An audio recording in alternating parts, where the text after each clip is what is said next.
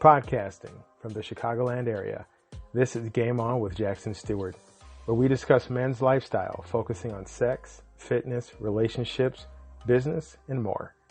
We'll be interviewing the best of the best, the hot shots, and the rising stars in the worlds of modeling, fitness, cooking, and more. Influencers who are discussing keeping it sexy while at the top of their game. I'm your host, Jackson Stuart. Welcome to the show. Welcome to the game. What if you could be a better player for the cost of one more cup of coffee a month? Get access to a growing library of lit erotica, behind-the-scenes action, and player's guides with tips on drinking, cooking, fitness, dating, sex, and life after dark. Low tier rate while offer lasts. Patreon.com, Game On with Jack. Keep it sexy and game on.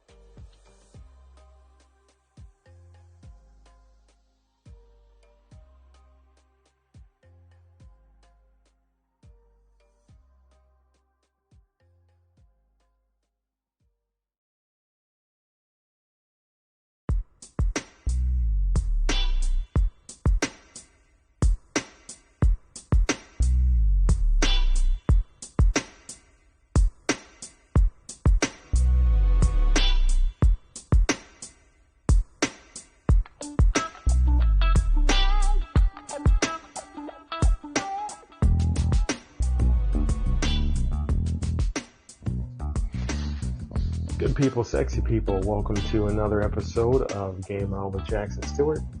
Of course, as always, hey, want to welcome you guys to the show. And if you're new to the show, I'm glad you're here. If you're returning, of course, I really appreciate you guys taking time out of your busy schedule to tune in and catch the show.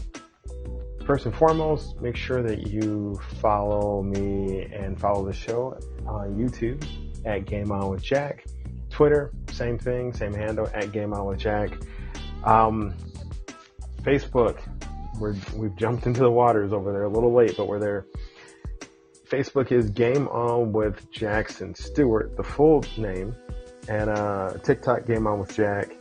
Patreon.com, Game On with Jack, and definitely hit up the blog, gameonwithjack.blog, B-L-O-G, and hit up the player shop, where I've got some products that I believe every player needs to win the game, and that is gameonwithjack.shop. You can get that through the blog, but those are all the pitches for all the spots where you can catch the show. So I really hope you guys will check out those links. Like, subscribe, join, all the things. Today we're talking about 10 ways to evaluate your life, right? So we are now 12 days into 2023, or I'm sorry, 13 days in 2023. And a lot of people jump on the bandwagon of resolutions and new start, using that kind of like energy behind the New Year's Eve day or New Year's Day itself to kind of launch themselves into the idea of being better, which, hey, I totally applaud that. The only problem I have with that thinking is that I feel like you can be amazing and make that change any time of the year. Like, you don't have to wait for a holiday. You can just say, boom, today I'm going to be a new creature. I'm going to have a new life and turn things around. But that all having been said, you can't really make any change until you evaluate where you're at, right? So today we're talking 10 tips to evaluate your life. In my opinion, these are 10 steps that you can take to figure out where you are with your life, to figure out, what's making you happy, what's not making you happy, and that process in and of itself, because changing anything can be, kind of a task and kind of be, a little daunting, so to speak. So definitely, I want to make sure that we cover and give you guys tools to get out there and and kind of launch and be your best you. Okay, so here we go. Number one, first step towards evaluating your life, and you can kind of take these out of order a little bit, but they kind of work in procession. First up, reflect on your past experiences and accomplishments. Okay, so in order to look at where you are, you need to take a moment and take a look at where you've been. For example, if you want to be healthier, let's say fitness and well-being is your target for changing this year, changing that part of your life. Well, look at your past. Have you ever been your ideal health or your ideal level of fitness? If so, what was going on at that moment in your life? And what in that moment that was successful for you can you replicate? Were you working out with a certain friend? And can you go back and, hit that friend up and say, hey, you're still working out. I want to go back to the days when we used to work out together. Can I join you? Can you revisit old fitness programs? Or maybe it's something you're doing in a business or it's some financial goal you have. And in the past, you hit that goal, or maybe you were so far away from that goal, you can now look at it and say, well, I definitely don't want to do any of that stuff again. So maybe you want to start a new business. And you look in the past at a business that you started and it failed. Well, look at what was around you at that time and don't repeat any of those things. Like, I was using this type of business plan. Well, if it didn't work back then, don't think it's going to work now. Start new. So reflect on your past and try not to repeat the things that do not work. Reflect on your accomplishments, because your accomplishments can remind you that you can do this stuff. You can achieve these things. And a lot of times in life, it's easy to just feel like we can't get shit done because you can just feel so browbeaten and worn out and fatigued, and life don't stop for nobody. Or as a quote I once heard, the grind don't stop for nobody. And it can feel like a grind in a bad way. But your accomplishments can remind you that you have achieved things and you can hit those same marks. So definitely, number one, reflect on your experiences and accomplishments. Number two, set specific, measurable goals for the future. All too often when we look at evaluating our life and hitting new marks in our existence, whether it be physical, financial, emotional, relationships, sometimes we set the goal so high that we can't figure out how to get there, and we get horribly disillusioned. We get disappointed. We feel like, I thought I was going to run that marathon, lose 50 pounds, date that supermodel, start that business, save $20,000, whatever it is. But we set this goal out there, but we don't have any measurable steps along the way. So we go from never running in our lives or haven't ran, recently to, hey, I'm going to get in the treadmill and run 26 miles. And you fail because sometimes giant goals need little steps to get there. So set little goals that you can measure, that are specific.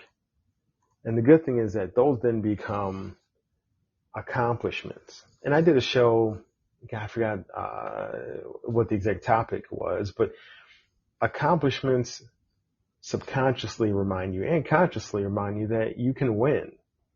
And it gives you that confidence that, hey, I'm not helpless, but I am, even though it's a Goliath, I can be David, right? I can be the smaller guy in this equation. I can take this on and I can beat this thing.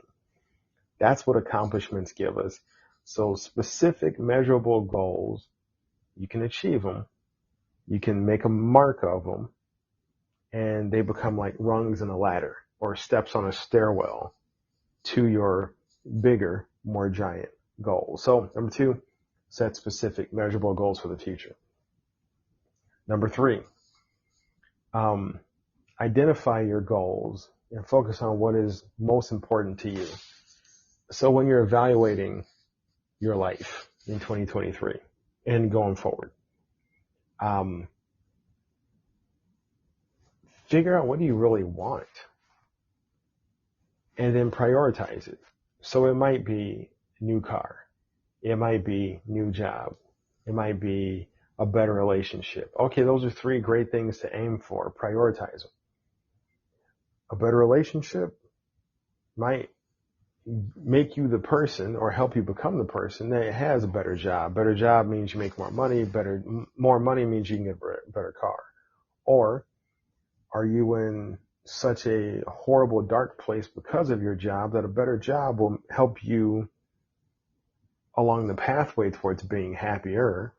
But remember, we make ourselves happy, not external forces.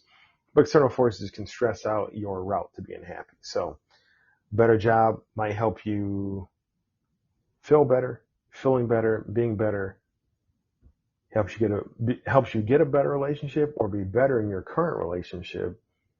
And then once all that's done, you can go ahead and get the new car. So lay out the things you want, the things that you want to evaluate your life for to achieve and to get, and then prioritize them. You can do everything you want. You just can't do it all at once because you can't be in multiple places at one time, not just physically, but mentally and emotionally and spiritually. You need to, and that's why it's tough, because as much as I love multitasking, I view multitasking as very easily being an enemy, because we can't really focus on more than one thing at a time, even if you're focusing for a second or two. That's why driving, they tell you don't text and drive, and don't be careful with phone calls and drive, because your attention is really focusing on one thing or the other. It's focusing on the call. You're kind of partially focusing on driving. Even seconds of your attention are being sliced and redirected. So prioritize. And then once you have this list and, number it 1, 2, 3, 4, whatever, then you can focus. And you want to have laser-like focus. You want to have focus like a demon almost. I don't know how well demons focus. It just sounds pretty intense. But once you have those goals, focus and don't let anything stop you from the things that are really important to you. Next up, number 5, and one of my favorite things to do, create a plan, damn it. Plan. Create a plan of action to achieve your goals. So you reflected, you set specific goals, you identified, I think I skipped one, my bad. Identify areas in your life you would like to improve. That's funny. I'm leaving that in the show. I'm not going to edit that out. You cannot change something without identifying it. And, it could be the most personal list in the world. You don't have to share this list with anybody. What are areas you want to change? Is it something about your body, something about your health, something about your finances? Or is it something as simple and as light as, hey, I want to change my fashion sense. I want to learn more about picking shoes, picking wine. I want to learn how to cook. I want to learn how to dance. There's so many different things that might be important to you that you want to improve. Start big. Slice your life up into finances, business or business/finances, relationship, physical, your body, or maybe your sex life, whatever it is, and then go from big down to a smaller target. You said physical. All right. So physical means what? Your body, how your body acts, how your body performs, your overall health and well-being, so identify these areas. It could be a very personal list. You don't have to share with anybody. And totally be very candid and very honest with yourself. Nobody's going to see this list but you. So say what you got to say and identify those spots that you want to change. Then the step that I skipped to, prioritize your goals and focus. Then create a plan of action to achieve your goals. And I love plans. Now here's the thing about a plan. You have to accept that plans can totally get thrown out the window because life happens, right? There's one of my favorite quotes. If you want to hear God laugh, tell him your plans. Because life has a certain degree of randomness and unpredictability to it. But a good plan is not so rigid that it cannot withstand some changes. It cannot withstand some wild cards happening. Actually, a good plan should plan for the unexpected. So, you can have a plan for all of these goals. You have a financial goal, build a financial plan for it. You have a physical goal, have a physical plan, and so on and so forth. In your plans, and this leads me to my next point, number 6, seek support and accountability from friends, family, and or a therapist. All too often, fellas, my players out there, we think we got to go things alone. I get it. I'm terrible at asking for help. Ask anybody who really knows me. They're like, Jack is terrible at asking for help. I just got off the phone with a friend who was yelling at me because I was not sharing something that I was going through or the way I was feeling. It's a flaw. It's a character weakness I got. I know. But that doesn't mean that you guys have to make the same mistake. Get support. Ask somebody for help. Find mentors. Mentors are great because they've been where you are and they are where you want to be. And they can help you build your own path to achieving your goal. Also, support is just good because, goals can have obstacles, can have difficulties along the way. And sometimes the difficulty is just believing that you can achieve this thing. And support can say, hey, dude, I've seen you pull off some crazy shit, some amazing things. Never doubt yourself. Go out there and get it. Sometimes that's all you need to hear. And sometimes that's all you need to say to somebody when you support them. So seek support, accountability. Sometimes I'm on the fence with the idea of an accountability partner because I hate being nagged about something. And accountability partners can start to feel like they're just nagging the shit out of you.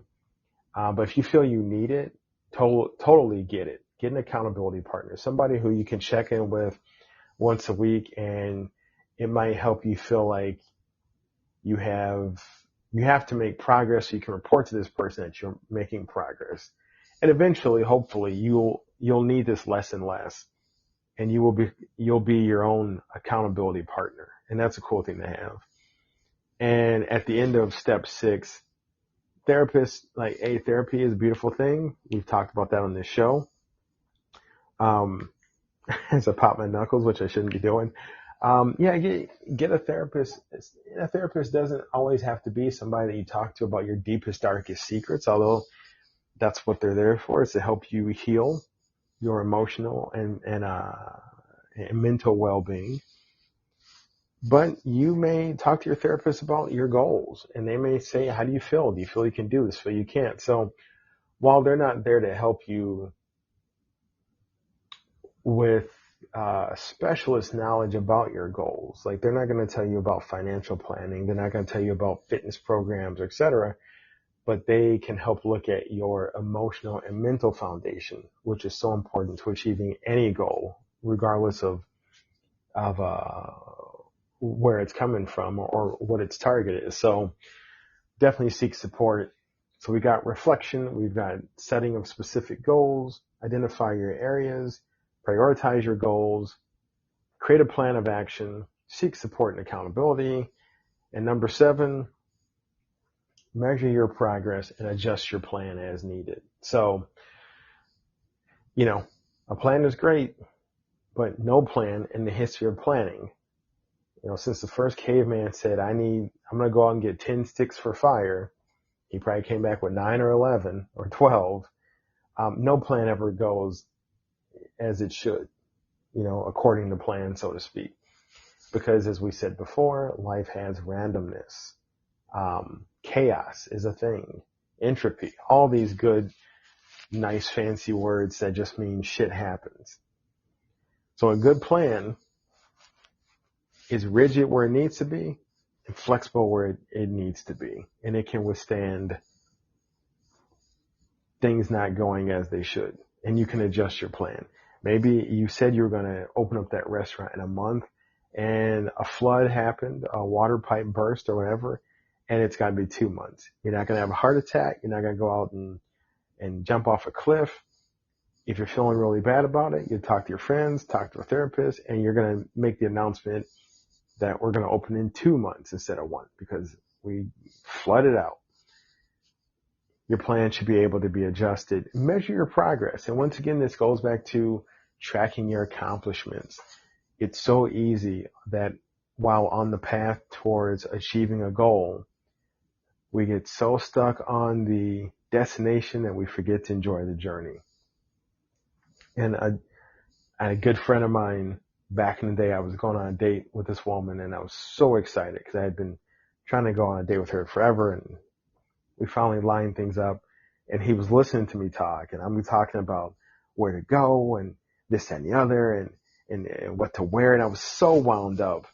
And he sat back and he smiled and he goes, how about you just enjoy the journey and not get so worried about the destination? He was damn right. And, the journey was just, seeing her before the date, talking to her a little bit, before we actually got to where to eat at the restaurant, so it was measure your progress, because I was so focused on the end result. I was not looking at the fact that I had finally talked to this woman, that I finally asked her out. I finally was in a position that I was somebody that she wanted to date.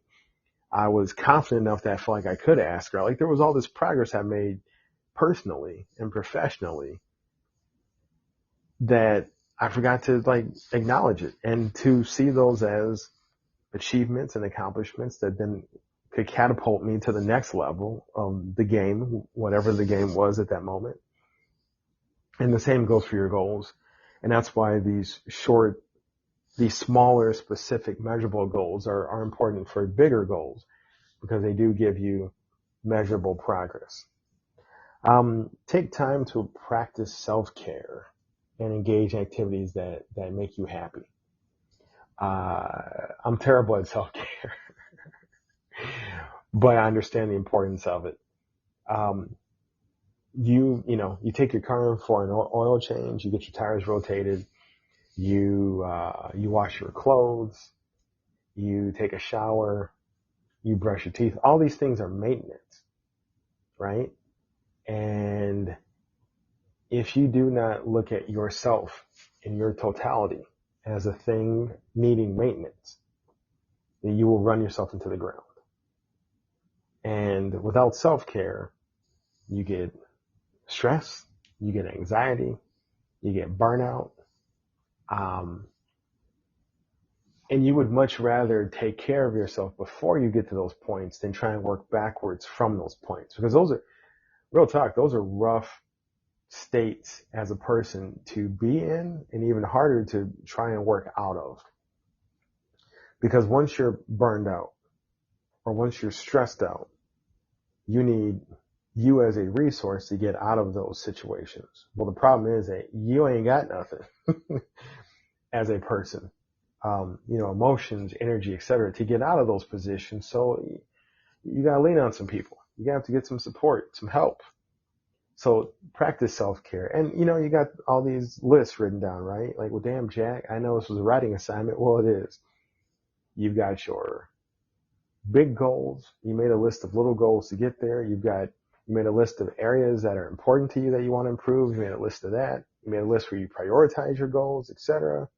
You wrote down a plan, multiple plans probably, for all these different goals.